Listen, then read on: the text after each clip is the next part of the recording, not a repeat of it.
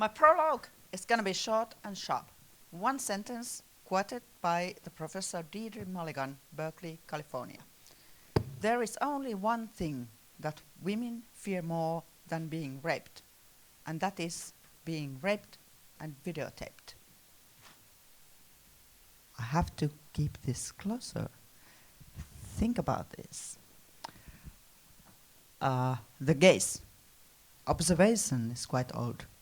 Observation is about curiosity, about rumor, defense and protection. Observing what is around ensures security. On the other hand, observation is beautiful. It ensures togetherness. By watching, we share our feelings, fall into agreements or disagreements. It's a human way of empathizing. Watching can be done alone, but it often involves looking at other people together.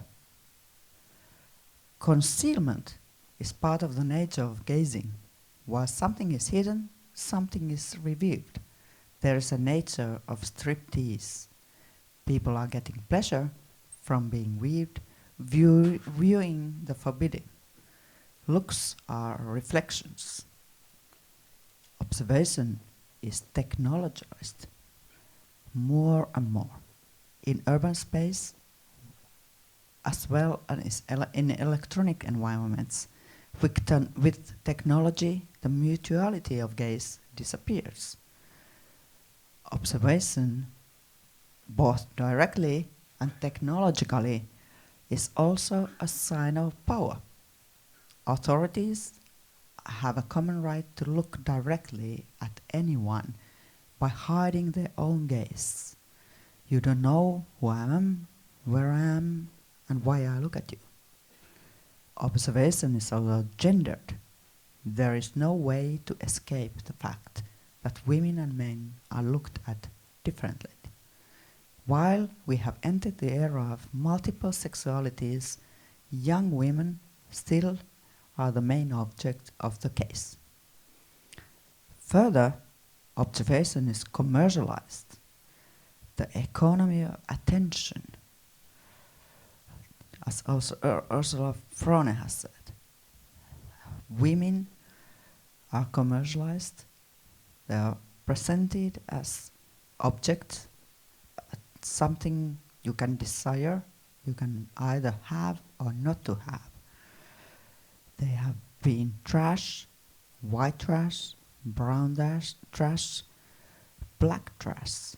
When not needed, dumped into the pavement. In Copacabana, where the company ad I presented in the first place, real women are actually enjoying their life with real clothes, with the real talking to each other, having a real holiday. But if nobody else, the authorities make this sure that women on the beach cannot be just enjoying themselves. For women, the gaze is never neutral. It's a symbol of objectification.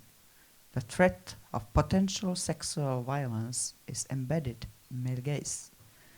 Symbolically, police officers or guards do not necessarily different from any violent gangs of young men.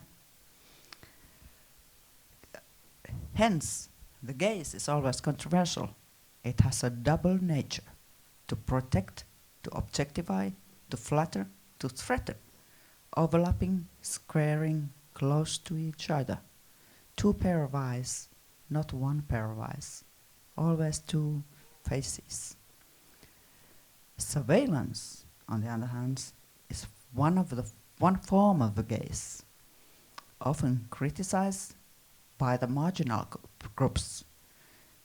Often, one's relationship to surveillance depends fundamentally on one's power position in the society. One element of surveillance is hiding the gaze from the mutual connection. You cannot see who is behind the gaze.